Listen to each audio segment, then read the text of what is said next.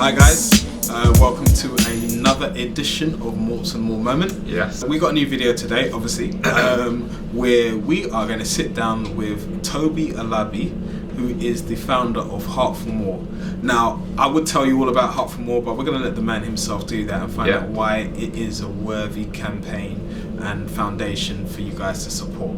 So, without further ado, we're going to welcome the man. So, back again. Back again. Back again. And we're not struggling to get on the couch like Simeon today.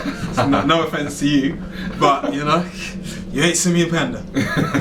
Tobi, you started Heart4More Foundation. Yes. Tell us a bit about it, or tell us your story, or tell us whichever way you want to do it. Tell us your story. That's the easiest question. Alright, cool. So I actually used to be a professional football player before I donned these gentlemen's fantastic creations. Thank you, sir. Thank you. It's not bad, is it? Yeah, it's good. And you know, I was at Millwall Football Club for 11 years. So I went all the way from the under 9s all the way to the first team, and I played abroad in Sweden, and I came back to play in England when I was 19. At which point my career was actually cut short because I suffered a cardiac arrest on the field of play when I was actually playing football, and that was one of many incidents. But that was kind of the most serious one that meant that doctors advised me to give up playing football because it was too dangerous due to my condition. And it's not funny, but it's funny because at the time they said that my condition is exercise induced. So when I was overexerting and playing, that I was at my most, my heart was at its most risk. Maximum capacity. Capacity. So I was at the most risk while I was playing. And the following year, so this was October 2013, the following year, April 2014, on a Sunday morning, actually, I went into the bathroom, and next thing I know, I woke up in hospital. Obviously, my brother pieced together the story, the pieces of the story, and I had collapsed. He found me in the bathroom, lifeless on the floor. You know, I was rushed to hospital, resuscitated, various tests done, and they actually found out that I had a condition called, you might want to type this below, called hypertrophic cardiomyopathy. Wow. And that's basically when the left ventricle or the left side of your heart is slightly enlarged, so it doesn't beat properly. So now I have a pacemaker underneath this three-piece. So that's the story. So that's your story. That's my story. It's interesting. I was going to ask you though, because see with hypertrophic cardiac myopathy. Cardio. Almost, so you did almost got well. it. Okay, but with that, I thought you could have the condition, but it was exercise induced. So I thought it was both. So you have it, and as long as you're calm, it's okay. But when you start exercising, then it triggers it. I mean, the percentages of me having an incident while I'm at rest are like 1 in 479. Okay. So it's quite high, but it's quite low. Yeah. It's high in the sense that it's if we're looking at the larger picture, the numbers aren't too dissimilar, but from a clinical perspective, it's very low. Okay. So how much is it when you're actually exercising? The same. Oh really? They're both the same. Okay. That's what they didn't realise at the time, but they're both the same. Oh, is that for you? For me. Okay. Yeah, because everybody's condition is different. Everybody's reaction to that condition is very different. You know, some people have conditions, they can have operation and they can lead a normal life, or they can continue playing football. For example, Ronaldo had an operation in his heart, which a lot of people don't know. Which one? Cristiano. The good one. Hold on, Ronaldo. Wait. Is that the good one? No, that's legendary Ronaldo. Okay. Yeah. Ronaldo Lima's the legendary one. Yeah, exactly. C Ronaldo's the good one. Okay, I'm with you. I'll agree with that. And Kanye, obviously, as everybody knows, had a heart problem as well. Yes. And he had an operation. So some people can continue playing with an operation, some people can't, and I'm unfortunately one of those that. So, obviously, all of that happened, the cardiac arrest, the pacemaker. What was the next step in the story for you? I mean, for me, everything actually started while I was in hospital in 2013. Okay. And I think it was just like a reactive mechanism to something that, you know, really set me back. You know, you spend that amount of time, you know, 15 years of your life wanting to be what millions of kids are. Yeah. And you finally get there and it's taken away. So for me, it was very, very difficult to take at that time. And I think my anger and frustration was diverted as positive energy into the campaign that we launched, which was the Let's Change the Game campaign. Yeah. So if you see any of our social media handles, you'll always see the hashtag Let's Change the Game, because I never actually intended to start a foundation. Okay. It was literally a campaign to raise awareness of cardiac health issues within football alone, change the way our players were screened, make sure that everybody's educated on signs and symptoms, because during the course of the 5 years from 14 to 19, I had a series of collapses and I showed a lot of symptoms. Yeah. And the only reason I knew these were symptoms was because after my incident while I was in hospital, I began to do a lot of research and speak to the doctors, and they told me that I showed a lot of symptoms over that period of time. Yeah. But when I was playing football, I didn't know there were symptoms.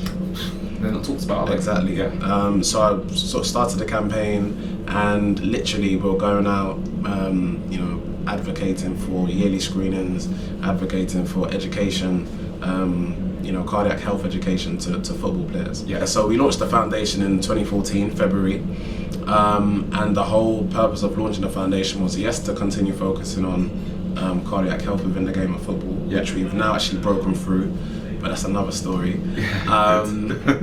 Health and education, so we teach kids in school how to perform CPR, how to use a defibrillator.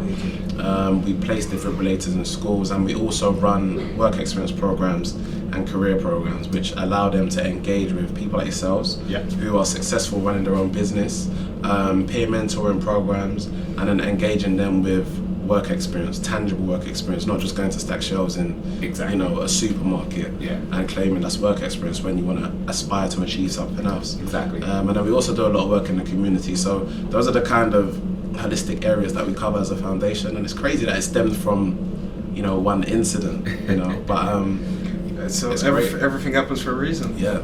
Unfortunately for your football career, but you're obviously destined to do bigger things. I wasn't asked another question. So in terms of your advocating for yearly screening, right? What has been the response in the professional level, like in terms of like the first team? That do they get regularly screened, and do you think footballers want to be screened?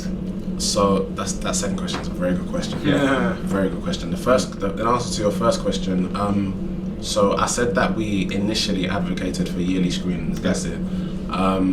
And we kind of touched on education. It's kind of reverse now. Yeah. So we've just we're in the process of launching a new initiative with the Premier League and the PFA, who are the Professional Footballers Association, to run our educational workshops in all 92 clubs in English professional football, which is great because it's been a long, hard, difficult road to get there, but we've got there.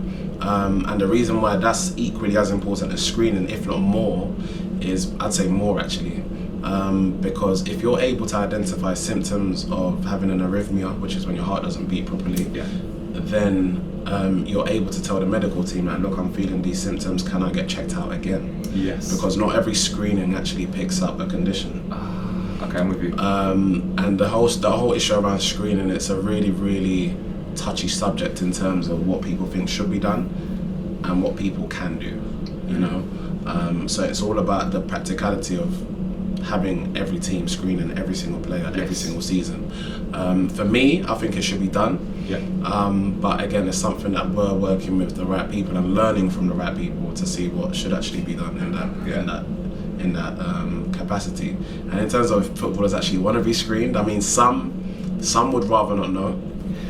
That's it. See? Some would rather not know. Yeah. Have you seen the film Concussion? Yes, I have. Yeah. I have. It sounds Great very film. similar, because where people are just like, this is my life, I want to live it. I don't, even if I have an issue, I'm just like, I just want to play the game. Yeah. And that's a major issue. You prefer, but I guess if it's all you know, But I sort of understand it. Yeah, if it's all you know, what you said then- before, like guys have been training their whole life for this thing, right? Yeah. And then you feel like it's been ripped apart from you. Yeah. And if there's a chance, right, you could have this condition and nothing happens, I'm gonna take that chance. yeah. Rather than if it happens, then okay, so be it, it's gonna happen. But if it doesn't happen, then you're nice. you see what I mean? So that's, I guess that's what they're probably thinking. Like, I'd rather not know.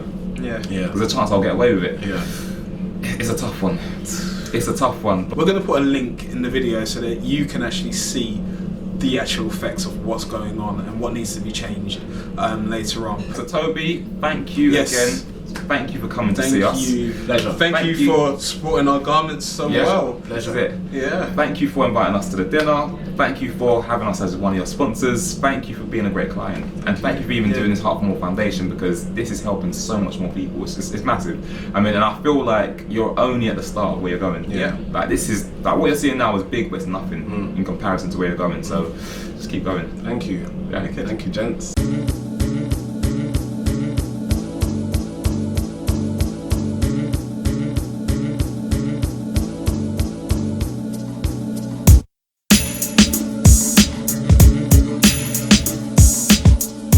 As always, thank you for watching the video today. You can send any questions that you may have to ask@mortsandmore.com. You can also follow us on all of our social media channels. Yep. So find us on Instagram, Twitter, LinkedIn, Facebook and YouTube. Yep. And on any of those platforms, please feel free to leave us a comment, ask us a question, and we'll get back to you as soon as possible. That's it. And don't forget, guys, let's change the game. Let's change the game. And especially if you've moved in from another country. Yeah. So it's not even like you've moved from another. We're gonna welcome the man. We're gonna welcome the man. I'm gonna cut that bit off. It's alright. No, just Cut it off if it don't work. I don't mind. It's alright, but I deal with haters every day. Innit? Yeah. He's a bit of a troll, so it ain't gonna work for me.